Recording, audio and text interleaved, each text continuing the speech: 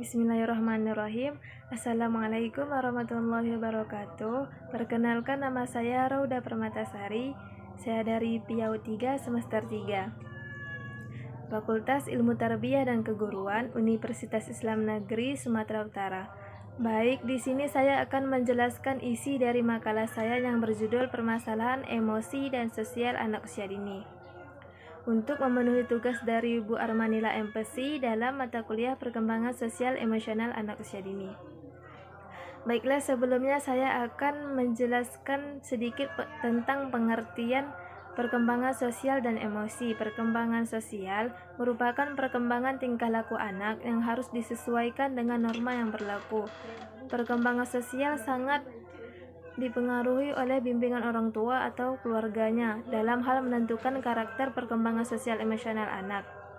Pada perkembangan sosial anak yang berusia 4-5 tahun, anak yang berusia 4-5 tahun sudah mengalami perkembangan yang kompleks, di mana masa-masa memasuki taman kanak-kanak atau taman penitipan anak.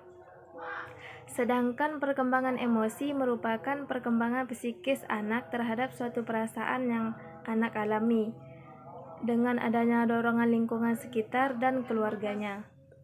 Emosi dapat dibedakan menjadi dua bagian, yaitu emosi positif dan emosi negatif. Emosi sendiri sangat berpengaruh dalam perkembangan anak, yaitu berpengaruh terhadap perilaku anak. Adapun bagian A, permasalahan emosi pada anak. Pokok pangkal timbulnya permasalahan emosi adalah satu, kurangnya afeksi, meliputi perasaan kasih sayang, rasa kehangatan, dan persahabatan yang ditunjukkan orang lain. Gangguan yang dapat ditimbulkan adalah perkembangan fisik yang lambat, gagap atau gangguan bicara, sulit konsentrasi, sulit membina hubungan dengan orang lain, agresif dan nakal, kurangnya minat terhadap orang lain atau egois, gangguan jiwa, dan lain sebagainya. 2. Rasa cemas adalah rasa takut terhadap suatu tanpa sebab yang jelas, yang seringkali berlangsung lama, biasa terjadi pada anak usia 3 tahun. Sumber-sumber yang menimbulkan rasa tidak aman yaitu 1. Orang tua atau guru tidak konsisten. 2. Orang tua menuntut prestasi anak. 3. Tidak adanya batasan yang jelas dari orang tua. Yang keempat, kritik yang berlebihan dari orang dewasa.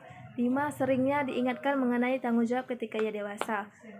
Yang ketiga, hipersensitivitas adalah kepekaan emosional yang berlebihan.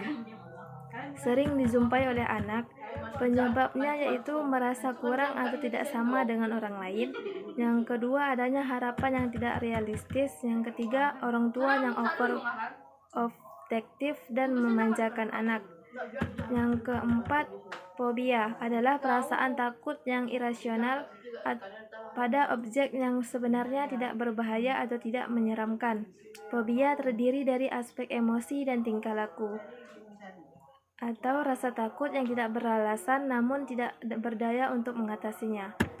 Adapun bagian B yaitu faktor penyebab timbulnya permasalahan emosi.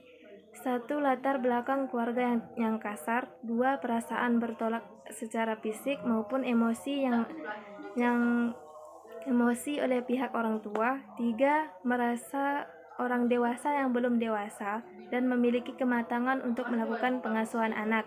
Yang keempat, kehilangan terlalu dini seorang yang disayangi.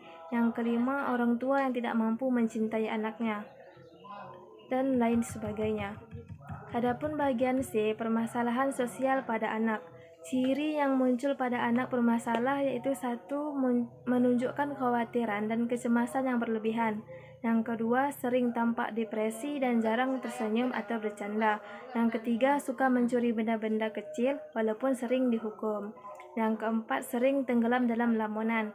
Yang kelima, sering bertengkar dengan anak yang lebih kecil, dan lain sebagainya.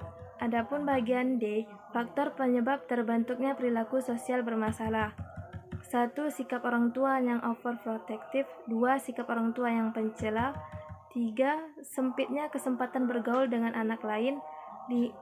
Memacu perilaku antisosial pada anak. 5. Lingkungan yang buruk.